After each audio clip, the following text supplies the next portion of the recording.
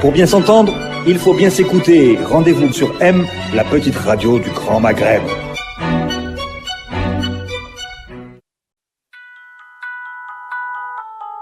Radio M, l'entretien. Bonjour, l'entretien reçoit aujourd'hui Frédéric Villot, journaliste économique. Un grand frère, c'est pas tous les jours qu'on reçoit un grand frère. Bonjour, ravi d'être avec vous. Cofondateur de Mediatico.fr, journaliste au long cours, 20 ans aux Échos, premier journaliste web, ça nous parle beaucoup à Radio M. Et donc partenaire sur plusieurs plateaux, notamment TV5 Monde, RTL, BFM Business, durant en particulier la période de la crise économique financière. Alors cette crise économique financière, est-ce qu'on peut dire que la France en a souffert un peu plus que d'autres pays en Europe et dans l'OCDE ? Non, je ne crois pas. Je pense que la France a été très préservée pendant longtemps par ce qu'on appelle son système social, des effets de la crise économique et financière. Donc, ce système qui consiste à protéger les chômeurs, à assurer une bonne couverture santé de l'ensemble de la population, on a été très protégé. On a pas mal creusé les déficits pour continuer effectivement à bien protéger la population, et on a beaucoup moins souffert que d'autres États européens notamment parce que on n'a pas vécu de véritable politique d'austérité en France après la crise de 2007-2008 et non plus après la crise de 2010-2011. Pas de véritable crise d'austérité, à l'inverse de la Grèce, le Portugal, un peu l'Italie, l'Espagne, la Grande-Bretagne, bien sûr. Absolument. Oui. Tout à fait. Et est-ce que aujourd'hui on peut dire qu'avec ce qui est en train d'arriver à la fin des années du quinquennat de François Hollande, finalement on se rend compte qu'on a reporté les échéances et qu'il va bien falloir faire cette politique d'austérité? Alors oui, on a reporté le problème à plus tard. Est-ce qu'il va bien falloir l'affronter? On dirait qu'on est parti pour l'affronter de plein fouet, pour prendre le taureau en pleine face, avec le programme économique de François Fillon, si c'est lui, effectivement, qui est élu président de la République dans 5 mois. En revanche, on peut très bien dire qu'un autre président pourrait essayer de poursuivre cette méthode de la protection par le système social français et reporter à plus longtemps encore des échéances importantes. Mais vous savez, dans l'histoire économique, plus le temps passe, plus on s'aperçoit que finalement, il peut y avoir des alternatives et on n'est pas toujours obligé de souffrir beaucoup pour passer les échéances difficiles. Oui, alors justement, Frédéric Villon, est-ce qu'on est vraiment d'accord sur le diagnostic en France? Est-ce que la faible croissance en France, le taux de chômage qui est particulièrement élevé, sont le fruit de ces rigidités-là, comme le dit la droite et une frange d'économistes libéraux, ou est-ce que ça vient d'autre chose? Est-ce qu'on est d'accord sur le mal français? On est d'accord sur les rigidités du système français. Évidemment, il y a des rigidités dans le système du travail. Évidemment, le taux de chômage est élevé. Évidemment, la croissance est faible. On est aujourd'hui autour d'1,5% de croissance. C'est très insuffisant. Vous savez que le taux de chômage commence à baisser un tout petit peu, donc le taux d'emploi réaugmente parce qu'on est à 1,5% de croissance, mais il faut 1,3% de croissance en France pour commencer à créer des emplois. Si on est à 1,2, on continue d'en détruire et pourtant c'est de la croissance. Pourquoi ? Parce que la démographie fait que chaque année, nous avons 150 à 180 000 jeunes qui arrivent sur le marché du travail, des jeunes supplémentaires. Donc il faut bien de la croissance pour employer tout le monde. Et si on n'a pas 1,3% de croissance, on ne crée pas d'emplois, on en détruit. Donc aujourd'hui, à 1,5%, on en crée un tout petit peu, mais c'est extrêmement fragile. La vraie question, c'est de savoir si on replonge dans les 6 mois ou dans l'année qui vient, ou est-ce qu'on monte à 2% de croissance? Oui, mais pour rester sur cette question de l'emploi qui est particulièrement sensible, François Hollande en a fait un peu le critérium pour évaluer son quinquennat. Il a promis d'inverser la courbe du chômage. On s'est rendu compte quand même qu'aux États-Unis, où le taux de chômage était particulièrement bas, 5%, quasiment le plus bas de plein emploi, quasiment oui. Le plein emploi, ça n'a pas empêché les démocrates de perdre l'élection. Et on s'est posé la question, de savoir quel était le contenu de ce plein emploi finalement. Un taux de chômage anglo-saxon à 5%, c'est beaucoup d'emplois précaires qui sont en fait du chômage déguisé. Oui, dans le monde économique actuel, à cause de la mondialisation, à cause des conséquences de la crise financière, on va vers une plus grande précarisation du marché du travail. Mais ça n'a rien à voir. La campagne américaine ne s'est pas faite sur le critère de l'emploi. La campagne américaine s'est faite sur du populisme, sur le fait d'aller essayer de satisfaire les instincts de la population américaine. Et on le voit aux États-Unis, mais on le voit en Europe aussi. On a aussi le Brexit qui a abouti au même résultat. Absolument. Dans un pays qui est souvent loué comme étant le modèle de la flexibilité de l'emploi qui permet aux gens de retrouver très vite de l'emploi. Je pense que la question qui se pose en la matière, ça n'est pas une question d'économie, c'est une question de démocratie. En réalité, aujourd'hui, les peuples votent contre, au lieu de voter pour des projets, pour des programmes, pour des ambitions, pour des rêves. Non, on vote aujourd'hui contre des candidats qui ne nous plaisent plus et en fait, on fait le choix du moindre mal, voire du moins pire, mais ça n'est pas une solution, évidemment. Alors, de ce point de vue-là, le gouvernement Hollande-Valls a fait de la réforme du secteur du travail, du Code du travail, une bataille en 2016. Je ne sais pas s'il avait choisi d'en faire une bataille, mais c'est devenu une bataille, avec notamment cette inversion de cet article 2 qui inverse les priorités dans les négociations sociales. Est-ce qu'il a eu raison de le faire et est-ce que ça va rendre le recrutement plus facile en France? Je pense qu'il a eu raison de le faire. Il y a des éléments qui sont négatifs dans cette loi travail en France, mais je pense qu'il a eu raison de le faire, au moins pour une bonne raison. Certains politiques ont dit on a tout essayé pour lutter contre le chômage en France. Ça n'est pas tout à fait vrai. On n'a heureusement pas tout essayé, mais on voit bien qu'à force d'essayer plein de solutions et de ne pas voir le taux de chômage baisser, il y a un problème profond qui se pose. Est-ce que le problème ne vient pas justement de la liberté des entreprises à gérer elles-mêmes leurs affaires internes, sans aller trop loin? Néanmoins, il faut évidemment il faut un cadre général. Il faut éviter les dérives. Il faut continuer de protéger les salariés, mais il faut aussi permettre aux entreprises d'avoir plus de souplesse. Et aujourd'hui, les entreprises se trouvent extrêmement contraintes par le droit du travail, par le droit syndical, par les résistances internes, qui souvent sont appuyées sur des vieux réflexes corporatistes qui remontent à des dizaines, voire à plusieurs dizaines d'années. Mais le monde a changé, on est au 21e siècle, on est bientôt en 2020 et le monde va très vite avec la numérisation, avec les nouvelles formes de travail, avec les enjeux environnementaux. Le monde change extrêmement vite et on ne peut pas continuer, à mon sens, aujourd'hui de fonctionner sur la base d'un droit du travail ancien. Il faut dépoussiérer le droit du travail. Oui. Alors, tout ça n'a pas empêché, effectivement, un programme, vous avez commencé à en parler, on va y revenir, celui de François Fillon, d'aller beaucoup plus loin et donc de proposer un nouveau réaménagement du Code du travail, revenir à la semaine de 39 heures, visiblement payé 35, rallonger le temps de travail jusqu'à 65 ans, l'âge de départ à la retraite. Oui. Le départ de 500 000 fonctionnaires sur moins d'un quinquennat, c'est assez spectaculaire. Est-ce que c'est nécessaire aujourd'hui d'aller aussi loin? Et puis surtout, est-ce qu'on peut gagner des élections présidentielles avec un tel programme? Mais encore une fois, je pense que ce n'est pas le programme économique sur lequel on se fonde pour voter pour un candidat. Donc, en revanche, donc François Fillon a des chances d'être élu, à mon sens, même si son programme économique va être extrêmement douloureux. Et d'ailleurs, il le dit. Et on a présenté Alain Juppé comme un social-libéral, on présente François Fillon comme un ultra-libéral, ce qui est quand même la marche au-dessus. Et il dit lui-même que son programme est très radical et que c'est un programme de rupture dans le modèle économique et le modèle social français. Oui, ça va faire mal. 500 000 fonctionnaires de moins, c'est 3 fois plus que le nombre de fonctionnaires supprimés sous Nicolas Sarkozy, ce qui avait déjà fait du mal. On a vu ce que ça a donné dans le système éducatif, dans l'enseignement, on a vu ce que ça a donné dans les hôpitaux, on a vu ce que ça a donné dans les forces de sécurité, la police, la défense, la justice. Et la justice, absolument. Et là, on va avoir 3 fois plus de suppression de fonctionnaires. Sincèrement, Alain Juppé disait que c'est pas réaliste. Mais sincèrement, moi, ça me fait peur.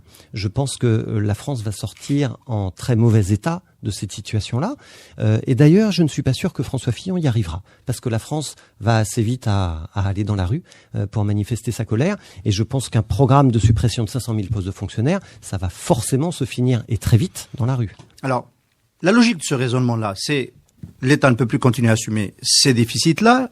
Ces déficits, d'ailleurs, vont devenir de plus en plus chers à financer parce que les taux vont rebondir. On verra quand. Ça, c'est un des effets Trump. Ça finira par monter, oui. Voilà, ça finira par monter. Pour le moment, c'est très bas et donc c'est supportable. Et donc, pour retrouver de la compétitivité, c'est par là qu'il faut passer. quand on analyse la situation, quand on regarde un petit peu de plus loin avec un regard un peu plus académique, on se dit qu'il doit y avoir quand même d'autres facteurs, la mondialisation, la concurrence qui vient de loin avec d'autres éléments qui font que probablement ça ne suffira pas pour rétablir une très forte compétitivité française. Ça ne suffira pas. Aujourd'hui, ce qui va bien, ou disons ce qui va mieux en France, c'est la consommation des ménages, qui est à un rythme très élevé au regard de l'histoire. Et donc, effectivement, on se dit, tiens, heureusement que la demande est présente en termes de consommation. Il y a un autre élément qui va bien, ce sont les exportations. On atteint en ce moment des niveaux records en valeur des exportations françaises. Mais qui n'ont pas effacé le déficit commercial. Absolument. Et un record en valeur, ça veut dire un record en euros. Et l'euro bénéficie de parité de change en ce moment. Et les parités de change sont fluctuantes. Donc il suffirait de pas grand-chose finalement pour que les exportations replongent. Donc on est dans une situation assez dangereuse. En revanche, il y a un autre élément clé, c'est celui de l'investissement industriel. Il est dramatiquement bas aujourd'hui. Les industries n'investissent que très peu, alors même que les taux sont très bas.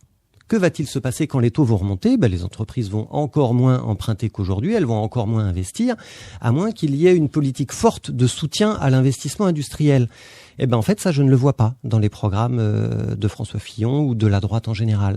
Donc, bien sûr, il y a et en réalité, d'ailleurs, il y a pas mal d'éléments qui sont encore très flous dans les programmes économiques de la droite française. Je parle pas de la gauche parce qu'elle n'a pas encore entamé son processus de primaire. Processus de primaire, oui. Alors, effectivement, on se dit, on n'a pas encore tout essayé du côté de l'offre.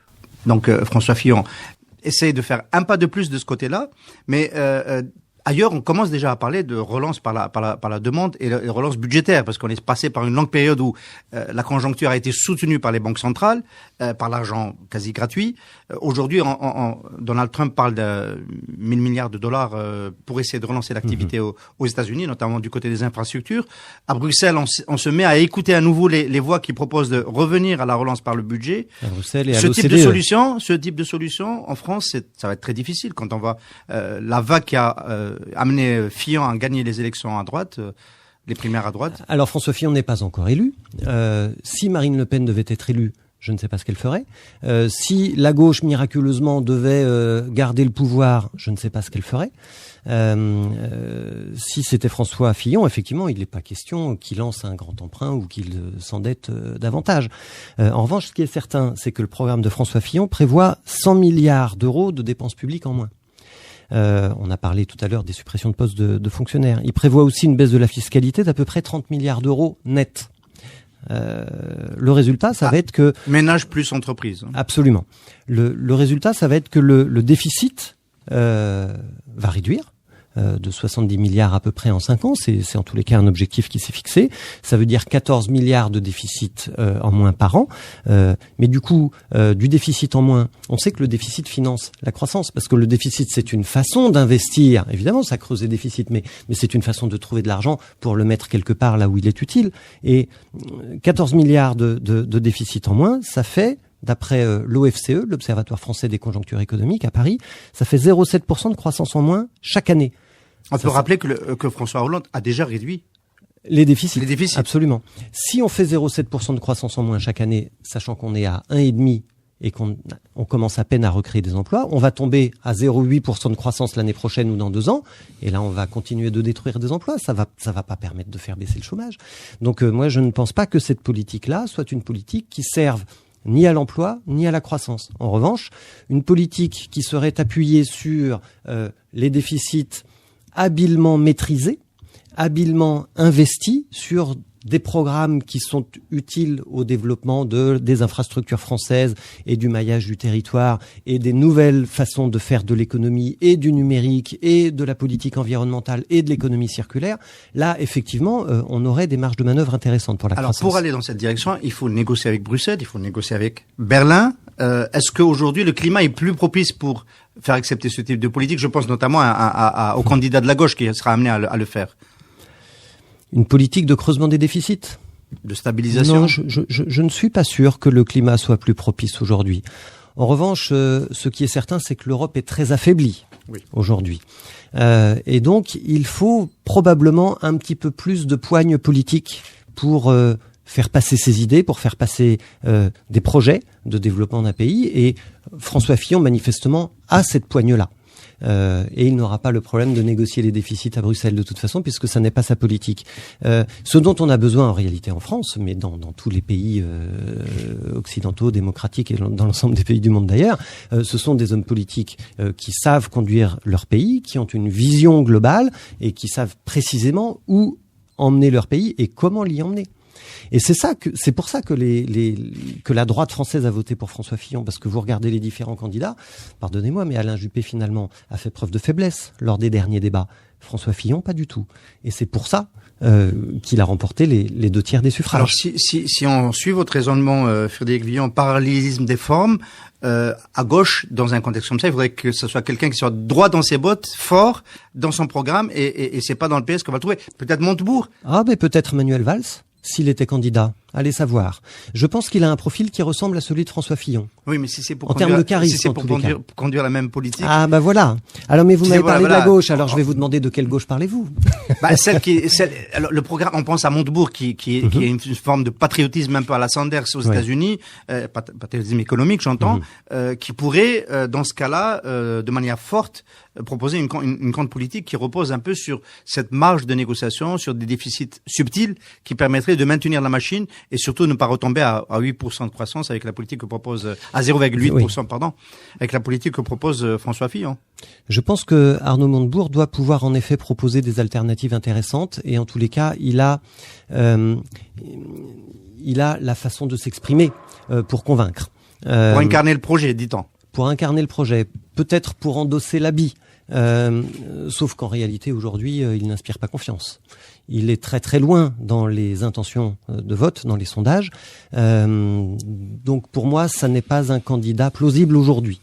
Mais François Fillon n'était pas un candidat plausible il y a un mois. Oui, oui, absolument. On peut le rappeler. Mélenchon ?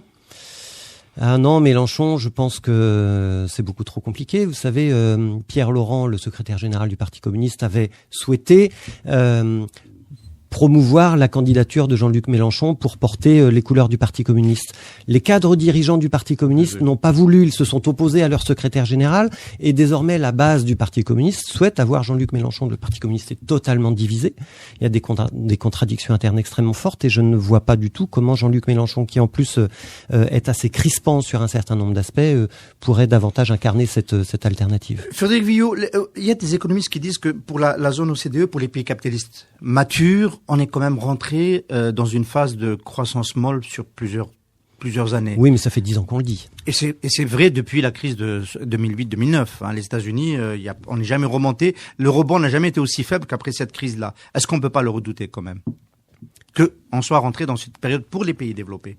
Si, on est rentré dans cette période-là. En fait, je pense qu'il ne suffit pas d'en faire le constat. La vraie question à se poser, c'est pas est-ce qu'on y est rentré, c'est comment est-ce qu'on va en sortir. Comment en sortir? Oui. Donc grande mutation technologique qui apporte de la productivité. Oui, aujourd'hui, moi, les initiatives les plus intéressantes que je vois au travers des sujets que couvre Mediatico en France, c'est l'innovation qui passe au travers du numérique et qui vient disrupter beaucoup de modèles économiques existants déjà. Bien sûr, on va parler de Uber qui a totalement bouleversé le secteur des taxis, qui a failli faire mourir les taxis parisiens et qui aujourd'hui se renouvelle différemment. Mais en fait, c'est un épiphénomène Uber. Il y a beaucoup aujourd'hui d'entreprises nouvelles qu'on ne voit sortir de nulle part, qui inventent des applications numériques et qui sont sur le point de bouleverser totalement plein de modèles économiques d'entreprises. En France, 80% des dirigeants d'entreprises qui ont été interrogés récemment disent qu'ils sont potentiellement ubérisables. Ils peuvent se faire disrupter demain, bouleverser totalement et se faire prendre leur part de marché par un nouvel entrant qui n'existe pas encore aujourd'hui. Et ce modèle-là est plutôt je ne peux pas parler de la vieille France, mais il est précarisant quand même. Il est précarisant pour les entreprises, oui, et du coup, tout en interne se disent, est-ce que j'ai adopté le numérique? Est-ce que je suis prêt? Est-ce que mes équipes sont prêtes? Et généralement, la réponse est non. Donc, qu'est-ce que je mets en place tout de suite pour numériser mon entreprise et pour offrir des nouveaux services aux clients, aux consommateurs, parce qu'en fait tout l'enjeu il est là. Précariser l'emploi, vous avez raison aussi, parce que chez Uber, en effet, les chauffeurs sont tous des indépendants, ils ne sont pas salariés. Mais en réalité, je pense que c'est le modèle du travail qui est en train de changer. Notre monde va vers plus de précarité et se renferme d'ailleurs. On va vers plus de recentrage sur soi. Est-ce que c'est pour ça que Mediatico.fr s'intéresse aussi dans le cadre de l'économie innovante à l'économie sociale de solidarité? Bien sûr, parce que l'économie sociale et solidaire, l'économie collaborative, l'économie circulaire qui réemploie des ressources sont plein de nouvelles formes de créer de l'activité économique. Et en fait, on est en train de revoir le fonctionnement de l'ancien capitalisme sur des bases nouvelles, sur des bases plus transversales, avec moins de hiérarchie, avec plus de sens dans les relations économiques. Quand hier on produisait un équipement, on l'utilisait, on le jetait à la fin de sa vie. Aujourd'hui, on ne le jette plus. L'idée de l'économie circulaire, c'est de le récupérer avant qu'il tombe dans la poubelle et d'en faire une nouvelle matière première. Ça nécessite probablement de le déconstruire, de ne pas avoir des plastiques qui ont été mélangés entre eux parce que sinon on peut rien en faire, de savoir démonter, de créer des emplois d'insertion pour les gens qui sont très éloignés de l'emploi depuis plus de 2 ans, qui vont venir déconstruire ces matériels-là, souvent des matériels électroniques par exemple, dans lesquels on va ensuite récupérer des métaux, des composants, des métaux qu'on va ensuite refondre et réinjecter dans d'autres circuits économiques. Là, il y a de la valeur à créer plutôt que d'aller extraire de nouvelles matières premières, sachant que la Terre a un nombre de ressources naturelles limitées, évidemment. Donc Frédéric Villot, confiant pour l'avenir quand même. Oui, très optimiste pour l'avenir. Bien sûr, il faut regarder l'avenir avec optimisme. Merci beaucoup. Merci d'avoir été invité à cet entretien. Pour bien s'entendre, il faut bien s'écouter. Rendez-vous sur M, la petite radio du Grand Maghreb.